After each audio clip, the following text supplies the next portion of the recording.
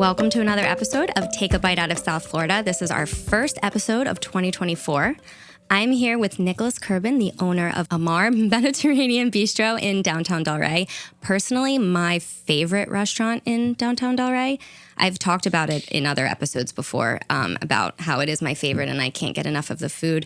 And I'm really excited to welcome Nicolas to the show as we are embarking upon the restaurant's 3-year anniversary, 3 years in Delray. So welcome. Thank you for being here. Well, thank you for having me. Very excited first to be the first show in 2024, and definitely very excited to. The timing is great because of the 3-year anniversary.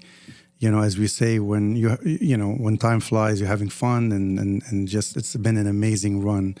I can't believe it's been 3 years. I still remember coming when it first opened, and discovering our strange connection.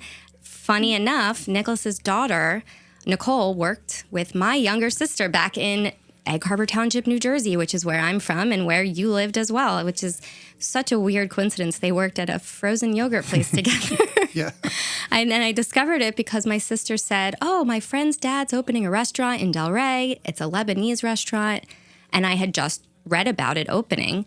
And I was like, wait, I'm going there like this week or whatever it was. And then it's such a small world. There's a lot of people from New Jersey, Philadelphia, New York that move to this area. And but that brings me to your background. Tell me about I want to know how you got here to Delray, but also your culinary background, where you've worked, what your restaurant background is. Sure. Well, I come from a family of restaurants. So my dad owned restaurants in Lebanon, a very famous restaurant, pretty much was operating for 50 years. Wow. And I grew up, when you're in a family, you grew up and you get that addiction to this business, good or bad, but you get addicted. So I fell in love with it. I came to the U.S. to study. I came to Ohio State University and I studied hospitality management. All intention to go back to Lebanon and run my dad's business and expand on it, which I did. 1990, I went back and I opened 3 more restaurants and expanded my dad's business. And I was there from 1990 to 99. Always thought that I'm going to live in Lebanon, which I love. I think it's an amazing country. And really, raise a family there. Mm-hmm.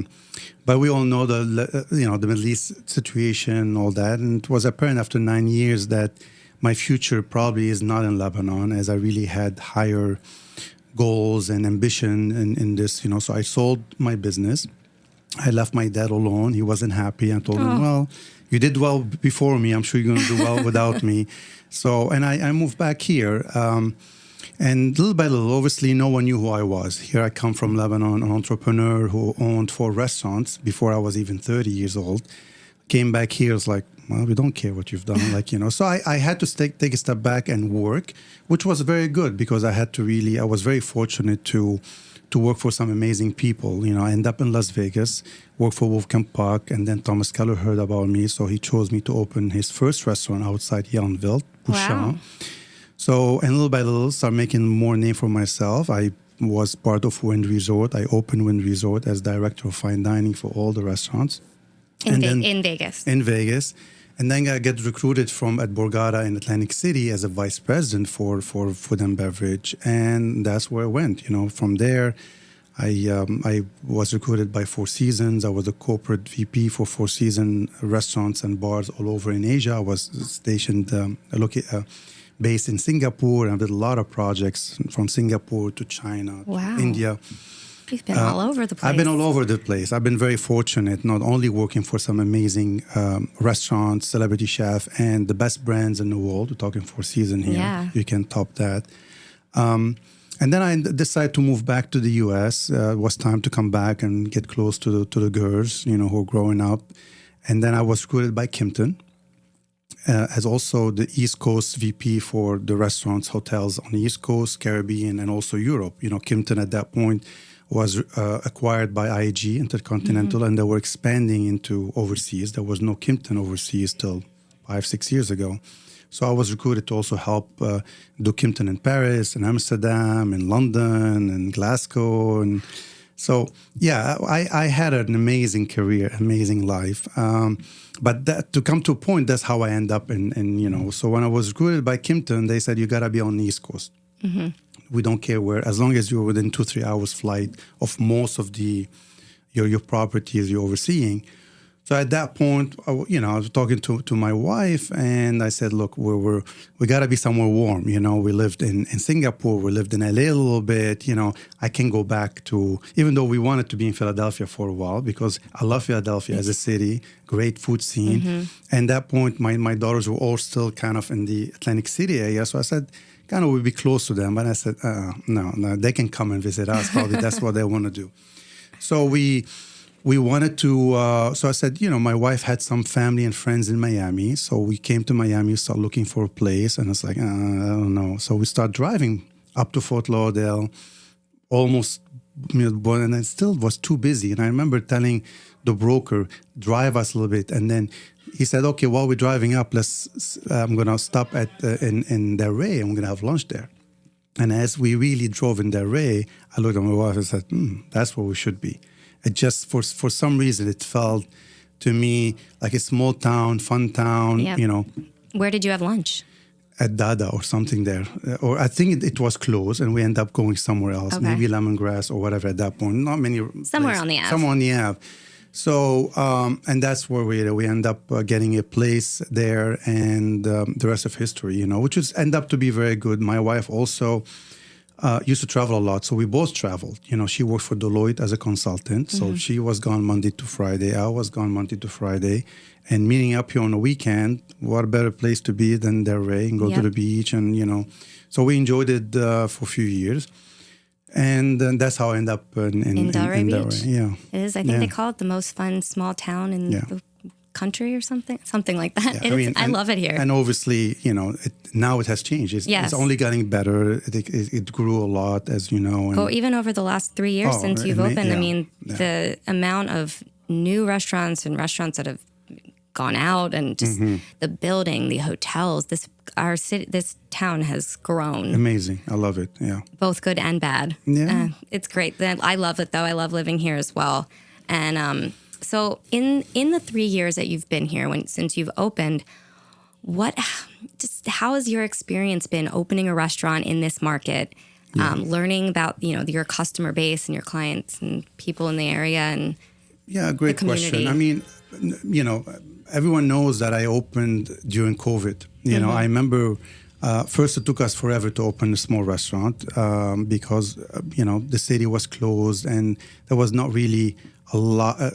No one has sense of urgency. You know what I mean? So things that even when the contractors, things that should have taken a month will take 3 months, and a permit will take another month. So a small bistro, 1,400 square foot that I thought I can do, and I opened tons of restaurants, as you know. So I thought, it should be a piece of cake, should be done in 3-4 months, and up almost a year. And obviously during COVID, the Atlantic Avenue shut down. There was not really a lot of restaurants. So definitely it was a scary time. Like, as much as I had confidence in myself, knowing that I can run a great restaurant, it's like maybe it was the wrong time. Right. But we did open. We stick with it. And we end up opening January, it'll be 3 years, obviously, next week. January 21. Yeah. January 28, 2021, right. We opened. We were supposed to open really October at the latest. So we're like, and I was getting scared because if you really miss January and February, I mean, you pretty much missed 80% of the season. So it was very challenging to open and very challenging to find employees. Here we are already. No one wanted to work, as you know. That was a hard time. No one wanted to work in a restaurant, because no one wanted to be exposed to, say germs and all that. So it wasn't the best, But we did open. We made it, we hired some good people who stuck with us all the way to now. And I think it's been an amazing run. I can honestly say that it exceeded expectations so far. When my wife and I decided to open, I had doubts. I said, it will do well. It's a Lebanese restaurant. Remember, Atlantic Avenue back then wasn't known to maybe had a lot of eclectic, ethnic specialty cuisine. Aside from a lot of sushi. Yeah, a lot of sushi, Mexican steakhouses, Italian. tons of Italian. So, kind of more the typical touristic, approachable food that 90% of the American usually eat, Right. five times a week. But I also knew that our cuisine, the Mediterranean, Lebanese cuisine, was in huge demand, knowing that I spent a lot of time in New York, in Philadelphia, in LA, even overseas. And then even in Miami, you start seeing a lot of the Mediterranean, you talk about Philadelphia as a hub. Oh, yeah. That, it's a bit favorites. different. Obviously, he has more Israeli or more Lebanese, but at the end, it's a very similar background. And he was packed, and you can even get in I Zahav love to this that. day. Zahav is my... And, then you amazing. have Soraya that opened, obviously, Soraya. which also an amazing restaurant. My friend Philippe, who owned Ilili in New York, which probably put the Lebanese cuisine on the map 15 years ago, if not more. So I knew all these restaurants were very successful. And I knew that, you just have to do it and do it right. And I was right. So while I was opening this restaurant, a lot of people, were stopping by. Like, what are you doing there? It's like, I'm opening a Mediterranean restaurant. What kind of Mediterranean? Lebanese. Oh my God! I didn't know if I should have stayed with the Mediterranean, a little bit more creative cuisine, and just touch of Lebanese, or go full blown authentic Lebanese. But as more people were stopping by and inquiring about what I'm doing, the more I felt like people want Lebanese food. Because there's nothing... I don't know anything else in the area that's Lebanese. And they wanted the right stuff, So that's what happened. And then we sticked with it. I called my dad at that time. And I told him, send me the recipes, from everything. Yep. And we brought these recipes. My late wife, Susanna, is an amazing cook, even though she's not Lebanese. She's Venezuelan, but she knew how to cook. Obviously, I'm not a culinary background, but I'm a background of 45 years in the restaurant business. You know what you're doing. I know. I have a very good palate, I would say. I know what taste, and I have presentation. We hired a chef who's Lebanese, and we brought him home. And for a few months before we opened, we start testing everything and pretty much deciding to say, this is a profile. This is kind of what we want to do. We get the menu, and then from there, we'll start hiring people and training people. What's the main characteristics of Lebanese versus other Mediterranean food? Greek, Israeli. What makes Lebanese stand out? I would say Lebanese food maybe has a little bit more meze. More about small plates. Our more plate. I mean, at Amar, we have like 40 of them, but this is not even 10% of what you go. If you go to Lebanon, there'll be like 500 little plate. Oh my gosh. So 90% of people don't even get to the grills or to the main entree because it's favorite. Yeah, that's my favorite way to eat at Amar. So I think, I think we're probably very close to the Israeli food. Greek, I think, is a little bit different than us. We have the profile. I mean, look, everyone has hummus, Right. Turkey, Greece, Israel, Lebanon. Everyone does tabbouleh. But not to be prejudiced. I mean, people who know, they understand Lebanese food is probably the best in the area when it comes to the flavors. Mm-hmm. But I've been to an amazing Greek restaurant, amazing, I think it's just a bit of profile. Maybe our hummus is a little bit more creamier. We don't use usually garlic in our hummus. Other people will use garlic. But at the end, what I think we do very well is we do everything from scratch. Yeah. We don't buy anything. You'll be surprised how many restaurants, even though they're Mediterranean restaurants, will end up buying their hummus finished or the chickpeas from cans. We don't. Everything is boiled. It's a very labor intensive, and that's part of the reason I still wasn't able to open for lunch. Right. Even though every year I tell Destiny, everyone else, I'm opening for lunch. And I will probably, but it's a very small restaurant. And even though we open at 5 p.m., at 8 a.m., there's at least 5-6 people in the kitchen cooking. Prepping for everything. Roasting the eggplant for the baba ganoush, Your baba ganoush, oh my God, it's so good. Boiling the chickpeas, rolling the grape leaves, rolling the kibbeh. It's a lot labor intensive, so it's very hard to open for lunch while we are prepping for dinner, and especially when we are pretty much full every night, 6-7 months of the year. So I kind of took that decision till we find a bigger location or a bigger kitchen. Mm-hmm. maybe sometime you have to pick your battle and focus on what we do best. And maybe that's why we are very successful, because the consistency has been very good with us. And a lot of people, I'm sure you agree, who've been coming, at least once a month, 5 times a year, they come back and said, it's the same. It's the always same. It's always the same, consistent. And I think that's very key in a restaurant, to keep it the same and keep it, So, yeah, I mean, I would say. Focus on the quality and the consistency. And, one of these days we can find a bigger kitchen, and then we'll be able to do lunch and brunch and happy hour. We will. Yeah, I love that. But no, the food, I mean, I love just ordering all the meze and just eating a little bit of everything. I just absolutely love the food. It is fantastic. What does Amar mean? Does it have a meaning? Sure. I mean, we're looking for a name. We had, as I'm sure every other restaurateur, when they open a restaurant, they probably have a list of names. And then you go through, two things. First, a name of a restaurant has to be small where you can remember it. Agreed. And so that was a criteria. I didn't want to be very ethnic. Means I didn't want an Arabic name that's hard to pronounce, we also wanted a name that, easy to remember and potentially easy to expand on, So we came with Amar. Amar is in Arabic is the moon, Amar.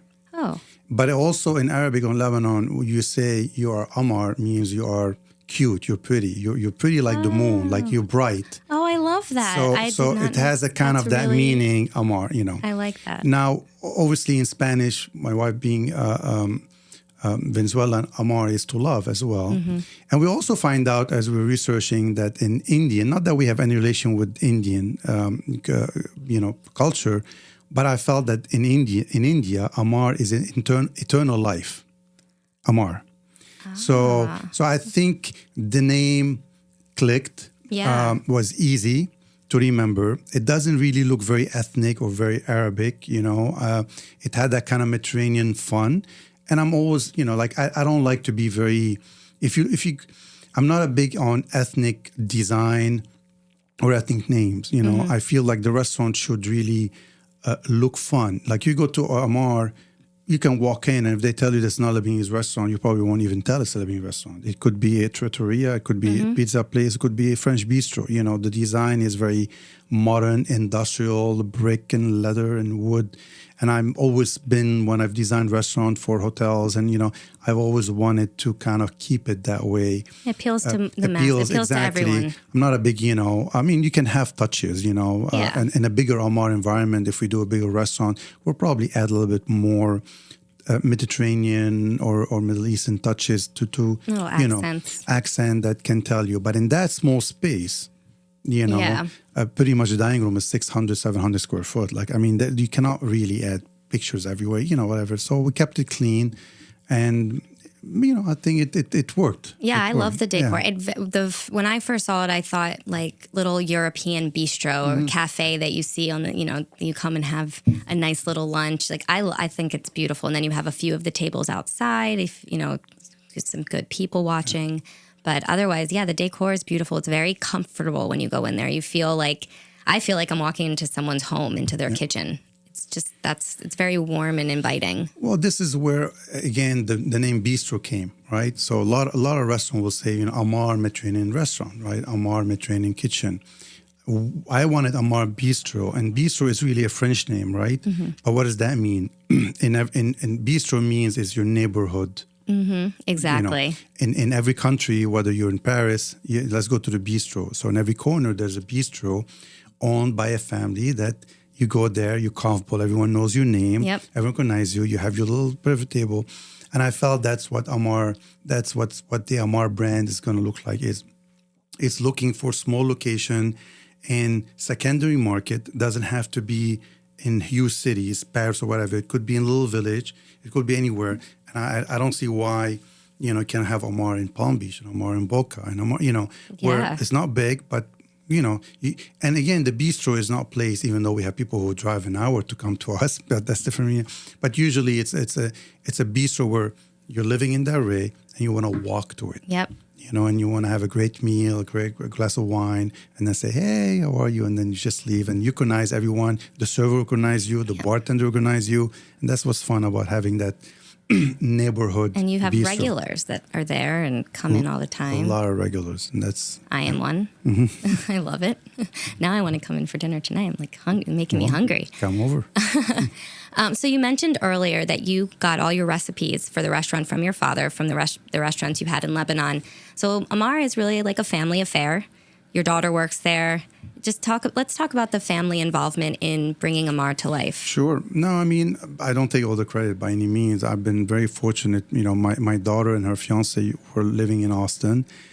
And I have 4 daughters, but she's the one who was kind of more willing or ready to maybe do something different. So, you know, after we opened, she wasn't there at the opening, but I think she moved 2-3 months after. She came and visited and liked it. And I said, I could use some help. There was always a vision to grow the concept. So it was me, my late wife, Susanna, and then we brought Nicole and Mike, who helped us, and they're still working. And then as we opened the bakeries, you know, at that point, Nicole started working on both. And then my late wife, Susanna, was mostly focusing the bakery. And then Mike was helping both. So it was very close. You know, the vision was, you know, the Amar Bistro brand could grow, and then the Amar Bakery brand could grow as well, and they both kind of complement each other. You know, I gotta get the idea a bit when I worked for Thomas Keller Bouchon. You know, a Bouchon Bistro and Bouchon Bakery in Yountville. There's a Bouchon, you know, in New York and in Vegas. So I felt like again, a lot of the brands like that will branch out into something that kind of complement the restaurant. And it was kind of a way for us first to highlight the Mediterranean and Lebanese pastries, which I think they are great, and the breakfast, you know. And also what was fun about the bakery was also it was a retail. So people can come and buy, you know, they ask us, can I buy the za'atar? Well, you can get the za'atar. Can I buy the sumac? You can the sumac. Can I get the olive oil that, you know, because we use Lebanese olive oil. You can buy the Lebanese olive oil. You can buy the halva. You can buy the jams. And then we'll start making prep. You can buy the hummus. And then obviously we had the coffee. And then we added sandwiches. So it's like maybe we don't need to open for lunch the restaurant. We can use the bakery. And we did, actually. We saw a lot of sandwiches. Yeah, people love those sandwiches. Yeah, so unfortunately that was the plan. You know, it was a good. Yeah. So, but the bakeries, where did we go with that? Well, I mean, look, everyone should know that my wife's son passed away 8-9 months ago after a long battle with cancer. So it was a very hard decision to take. Right. But as we say, sometime in life, you have to adapt to what, you know, life throw at you, you know, and and my decision and Nicole's decision were, you know, can we run both without Susanna? And decision, no, you know, yes, I can do it. Obviously, I've had the background, but the bakery was definitely a Susanna thing. It was her baby. It was her baby. Without her, I would not even think of it because she's definitely has a passion of baking and all that. So we took the decision to sell the bakery, and we're fortunate to find someone who was able to get both locations because the Boynton location was the first location, but it had a big production facility that provided all the food, you know. And the bakery concept was to expand the bakery. You know, financially, not to go in a lot of details, 1 or 2 bakeries don't make money. 5, 6, 7 bakeries make money. So it's like one Starbucks doesn't really make a lot of sense, but 10 of them makes no sense, right? So there was always a plan that we can expand the bakery and it'd be cheaper to open a bakery and opening a restaurant. All I need is a retail space, design it, because the production is already in Boynton. So it was mostly produced in Boynton, and within half an hour, 45 minutes ride, I can have 4 or 5 bakeries. With no Susanna, there was no plan, and I decided, you know, because I do want to focus on the restaurant, and we do have plans to expand the restaurant. I mean, that's always been, you know, obviously we had to put a brakes right now. What happened in 2023 was, you know, with the passing of my wife. But I think as we now reestablish and get the season, my eyes are open to do another Amar, and it will be easier for us to open another Amar than doing the bakeries. Right. Yeah. Well, that's exciting. Yeah. I mean, I don't have a location yet, but definitely, look, the brand is loved by a lot of people, and I think it has proven to be very successful, and it makes sense to expand on it, and maybe the next location would be a full-blown big restaurant, Right. 150 seat, a bar. I would love to do a full liquor license and do cocktails and do happy hour, and do lunch and brunch and all the stuff that I think Amar is yet to surprise all people with. Our lunch menu will be amazing. Our brunch menu will be amazing. I can only imagine. And you have a loyal following already. Yeah, so we have a loyal followers, and again, I think to this day there's still not a lot of competition for this cuisine. There really isn't. There's more restaurants area. that are opening, but I believe it's not like there's still a lot of demand, for that cuisine and what we do. Mm-hmm. Yeah. They're in Delray, I don't think you have any competition at this point. No. not for Lebanese, not even very much Mediterranean in general. Yeah, no, it's true. We don't have much competition in Delray. I mean, I'm sure some people will be coming. There's a lot of new development. There's new places coming into. But competition doesn't scare me. It's fine. I think there's room for everyone. Look, there's 10 Italian restaurants in Delray. I would say the majority do good. Yeah. There's enough people here. There's enough people. There's how many steakhouses? Look, there's room for. I learned from Vegas that the more you open, the more people will come. Yep. And if you look at Miami, you look at that. I don't look at my neighbor. I just focus on what I do, and we do well. And so far, we're doing well. Well, on that note, speaking of other restaurants in the area, what are some of your favorite restaurants to dine at? When you're not working at Amar, when you're not in Amar, where do you like to go out to dinner, lunch, brunch? I don't go for lunch too much. I'm not a lunch guy. I'm usually working out or walking or busy getting stuff for the restaurant. Yeah. But when I'm off, look, I think the Grove is always probably a good choice. It's one of my favorite restaurants. I go there once a week. I love sitting at the bar. I haven't sat inside, I'm a big bar guy. Same. The bar area there is beautiful. I love to come at the bar, and whether I'm alone or with someone, I like to chat with the bartender, start with a drink. I love to eat at the bar, and sometimes I'll hit 2 restaurants instead of the bar. I don't like to be stuck in the dining room unless obviously I'm out with my daughters or there's like friends. Of course, we go to the dining room. So I would say the Grove. I think they do an amazing job. Let's put it that way. I think it's something like I feel like surprised to see it there. I think they execute. They have great staff. It's a great ambiance, and 99% of the time the food is on point and all that. So I like that.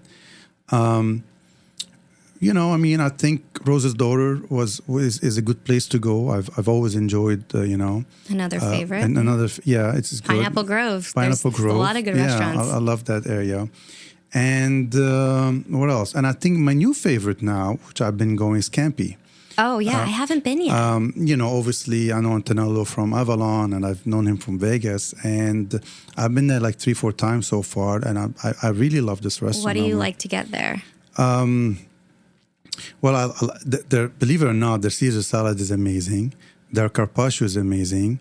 And what else we had? Let me see. Their calamari and fritto misto is good. I'm a big appetizer guy, so but they execute again. Very very welcoming people there. I think they've done a good job to warm it up a little bit, from what it used to be. Yeah, agreed. And then look, there's good restaurants in Delray. Delray has some great. We have great restaurants. Do you ever venture outside of Delray? Sure. I think in West Palm I went to Buka, which I think probably one of the great restaurants. Probably everyone knows one of the best restaurants. So I've been there a couple of times. I think they do a great job. Houston's in Boca has always been. People laugh, but no, it's like a staple. It's a staple. I've known this company since I was in college. Believe it or not, they've been that much on, and people were like, we used to study about that company, how good they are. Like it was like a, if every company, every chain can be like Houston's, they'll do great. And they're very consistent. So again, I go there and sit at the bar and do what I do is consistent. And, we tried a couple of new steakhouses, Meat Market and Gallagher. They're okay. I mean, We've got so many steakhouses.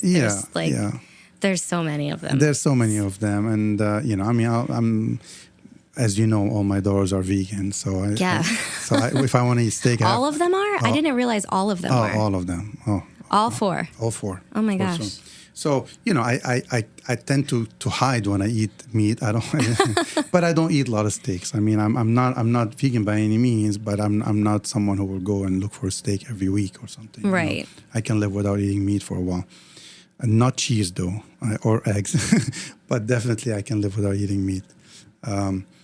So look, I mean, regarding the restaurant, and more restaurants are coming, Yeah, there's a lot. It's good for us. It's good to see, especially coming my way, where 3-4 years ago, like where I'm located on the Ave was kind of the end of the Ave, right? Now I feel like I'm in the heart of the Ave, when the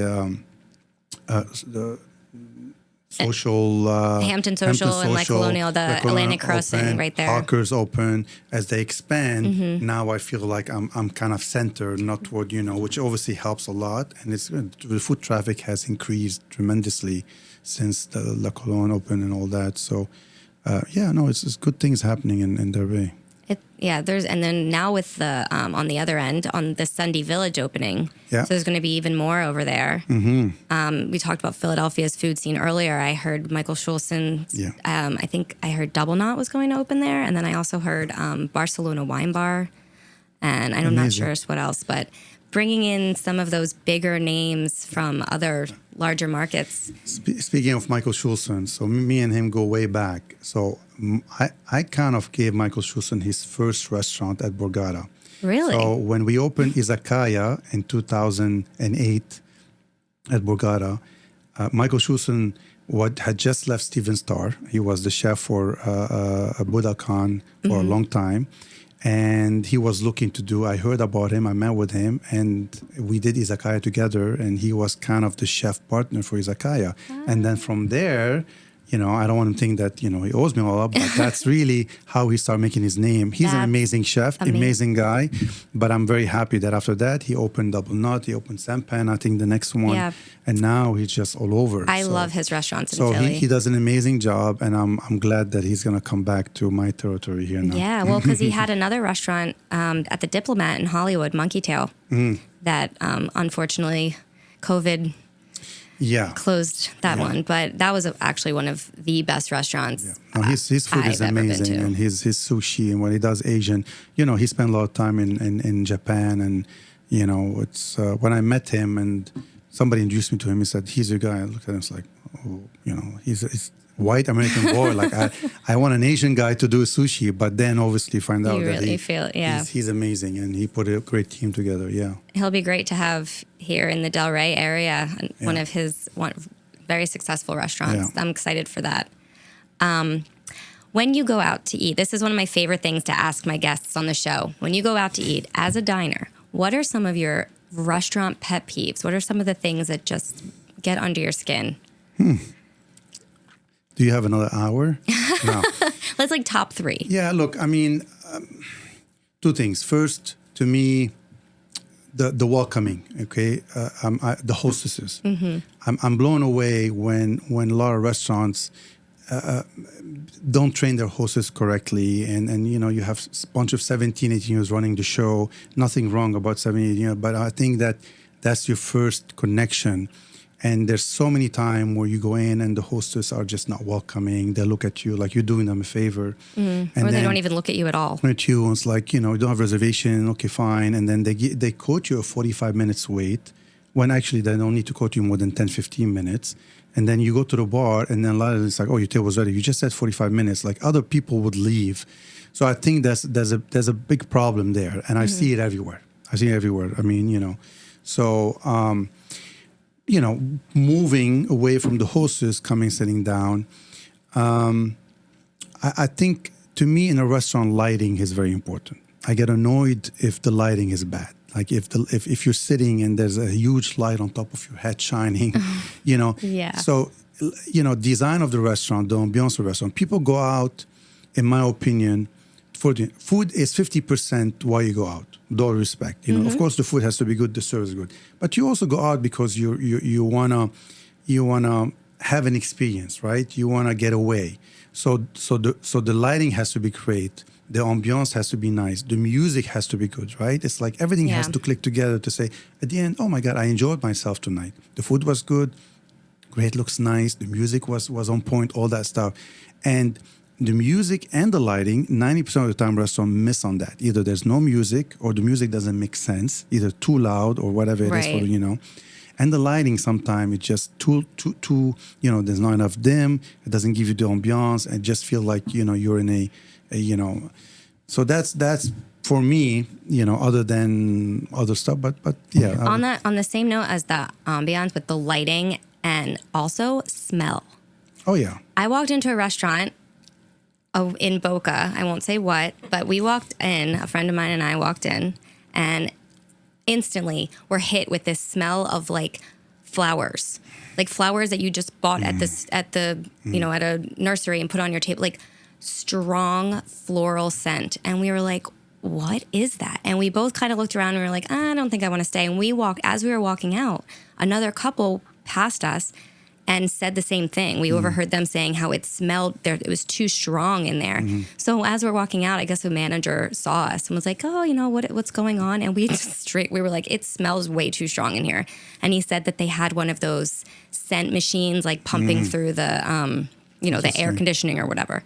But I was like, that was a weird thing. Like, I don't want to smell flowers that strongly. It's okay to have a little bit of a scent, but that might be one of my biggest pet peeves. And I didn't even know it was a pet peeve until it happened. Oh, wow. So, well, hopefully they fixed that since I haven't been back, but we'll see. Where was I going with that? Oh, I have another question for you. Going back to the food at Amar, what's your favorite thing on the menu? It's a very tough question because I can eat this food every night. Same. And I love it all. But I tell you what I eat, you know. I mean, at the end of the night, usually I'm there and I'm late and I don't want to, you know. So my go-to food is I have to have a hummus. Always. Small. Tabbouleh is to me, when people tell me it's like you gotta taste tabbouleh at Amar because I think we do it very right. We do it fresh. The parsley, all that, the seasoning is on point and people love it. It's not like the typical, you know. So I gotta have a little tabbouleh. I gotta have a moussaka, you know, the eggplant, you know, to me, you know, the eggplant and the chickpeas and the tomatoes. So good. You know, so all that stuff is kind of light. It doesn't really, you know, there's no sauces here. There's no frying. And I think it works very well, you know. And well, there's frying because I always have to get the Amar fries because I'm addicted to the fries. They're so good. And the garlic toom. And the garlic toom, obviously. So the Amar fries, believe it or not, I mean, fries doesn't have to be Lebanese, right? Every cuisine has fries, right? I mean, it's French or whatever. But we do it differently, obviously, and you know we mix it up with this sumac and za'atar and dried parsley, and then you dip it. It just becomes like, you know, it's a big seller, like, you know. You gotta like garlic though for that. You gotta too. Oh my gosh, it's delicious. Though. Yeah, look, I mean, if you don't like garlic, if you don't like lemon, and if you don't like olive oil. Yeah, it's. I don't think you should come to Amar. Probably not. And believe it or not, I have people come in and it's like, oh, we're allergic to garlic, allergic to, you know, it's like, I look at them, it's like, oh. you know, like, okay, we'll try to help you, but I don't understand why you come to Amar if these quality, I mean, you know, you can't just enjoy food if you don't like. Those are three staples, like, you know, almost I mean, in pretty much every exactly. I mean, you know, dish. So it's interesting, and I think you know, when there's we don't Lebanese food is not spicy, but has a lot of spices. Yes, right. I mean, we use obviously paprika and cumin and coriander and salt and peppers and Aleppo pepper and 7 spices. There's a lot of marination that give you these flavors in addition to the garlic and the lemon and the olive oil and all that stuff that give you, you know, So if there's no spicy. I mean, we have a couple of spicy dishes like the samki harra, which is the branzino, but we use it with some, hot peppers and tahini sauce, so it makes it spicy. And we have also the batata harra. Harra in Arabic means spicy. And we say harra, which is the potatoes and the, that we saute them with cilantro and garlic and paprika and all that stuff. Man, you're making me hungry. Oh my gosh. If you haven't been to Amar yet, if this hasn't made you hungry and made you run to the computer to make a reservation, I mean, please go do it now. You're open 7 days a week for dinner. 7 days a week, 5 p.m. to 10 p.m. Tuesdays, we've got Uncorked Tuesday. Tuesday, we started right when we opened Uncorked Tuesday, which is all the bottles of wine are 50% off all night long. Any bottle of wine, And just to speak of the wine, Lebanese, a lot of people don't know that Lebanon is known for their wine. It's one of the oldest producing country in the Mediterranean for wine. Amazing wines, red, white, and rosé. We started with having 2-3 different kinds of Lebanese wine. Now I probably have 10 to 12. Bestseller. You can have the Lebanese wine by the glass. You can have them by bottle, starting from $50 a bottle all the way to $150 a bottle, all kind of grapes.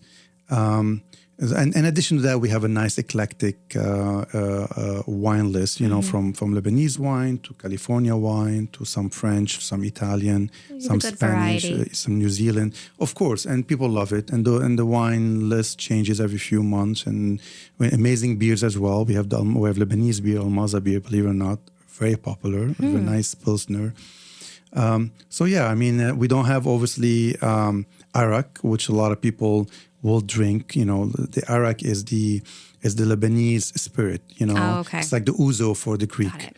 So in Lebanon, when you go to most of them, and people will have wine and we have beer, but I would say the go-to is the Arak that you put in 50%. It's very heavy, and you put some water and some ice, becomes cloudy and white, and you sip it with food.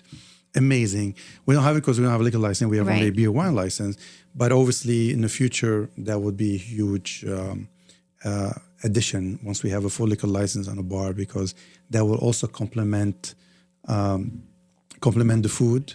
And it's an experience as well, as you pour it in small glasses, shot glasses, and you drink it and with ice, and it'd be fun to do. Yeah. So that's the goal. We're going to expand the restaurant. We're going to have a liquor license. Finger crossed. That's the goal. Yeah. What do you think timeline? Where do you see yourself in the next 5-10 years? Hopefully, not doing much. Sitting at retired. Sitting at the beach. No. Look. Right now, I can see having another Amar in the next couple of years. I would say. By the time we find a location, design a location, it takes a year. So I hope maybe in the next couple of years we'll have another Amar. And then from there, we'll see. I don't know. It's all the possibilities are endless, right? You can plan as much, but I've really found in last year that sometime live the present. Life will hand you what you can handle. So, and I owe it to the brand. I owe it to the team, my daughter, everyone, to expand the business. I think that it's we need this. I'm actually excited to see how I can come up with a full-blown Amar, with seats and lounge and bar and I'm excited for that too. I've done so many restaurants in my life for other and restaurants that cost $10 and $12 million. I kind of have the urge not to spend that much money, but the urge to really do something that kind of take it to another level. It's like, that's what really Amar could be. Yep, and you'd be doing it for you, not for another restaurant owner. Absolutely. So we'll see. West Boca could be a good look area. West Palm Beach, Palm Beach Garden. I don't know, even Fort Lauderdale could be good, So when the times arrive, if I find a location, every month I look for something and I change my mind. But I feel like it's like when you find it, you'll know. You'll just have that feeling. Yeah. It just feels right. Yeah. But for now, we've got our wonderful little Amar here on Atlantic Avenue in downtown Delray, and everybody's gonna listen to this and come running to the restaurant to celebrate your 3-year anniversary. And Yeah. Come for Uncorked Tuesdays and dinner every night. So you're open from 5 o'clock p.m. is when you open, right? 5 p.m. to 10 p.m. Every night. I mean, usually last seating is around 9:30. We're busy. Reservations highly recommended. Highly recommended. Right now, pretty much, unless, from now to April, I would say if you don't have reservation, you probably need to get there at 5 p.m. or 9 p.m. Right on It's the dot. very unlikely you'll be able to find a table or a seat, But look, I mean, we do have outdoor seating. Outdoor seating, we don't make reservations. These are left okay. for walk-ins, and they work very well if the weather's nice, and most time it is nice. Not lately, but it is nice. So people come in, it's like, okay, we'll sit outside on sidewalk. Yeah. It's nice, and we accommodate them mostly for smaller group. We can do large group out on a sidewalk. And then for any reason you can get there, we do a lot of deliveries. I mean, delivery is a big part of what we do at Amar. Uber Eats or DoorDash or your website, you order food, you get there, 45 minutes, it's very well packaged. People, I mean, I'm surprised how much people, we have 4.8 rating on Uber Eats and 4.9 on DoorDash. And it's like, people love it. It's like, the food is great. It arrives very well packaged. It tastes very well. Our food travels very well. It travels well. And then the good thing about the food is like, it actually tastes better the next day, say it or not. I mean, the hummus, all that stuff that is not, it lasts. It lasts. It travels well. Hummus, It's good. baba ganoush, the grape leaves, the cauliflower, all that stuff. You put it in the fridge next day, you heat it up. It's good. It really lasts. It's like the flavors marinate more, and it's even better. It's nuts. So Yeah. So we do very well deliveries, and we also have catering program. If someone has you have to give me some advance notice. Right, But of during the course. holidays, Christmas and New Year's Eve, we've done tons of catering. Everything comes on a platter. You just have to give us 48 hours in advance, and we'll put it for people who just want to entertain at their home, and we'll take the food to you, and That's people perfect. love it. Yeah. Perfect. So dine in, take out, delivery, catering, whatever you need, Amar has you covered. Good. Well, thank you so much for being here with me today, Nicolas. This was great. I learned so much about your background that I didn't know before. I'm like as impressed as I was before. I'm even more impressed. Thank you. I love Amar even more. So again, thank you guys for joining in to another episode of Take a Bite Out of South Florida. Please leave me a 5-star review, rate, share, subscribe, and continue to take bites out of South Florida. Till next time, see ya.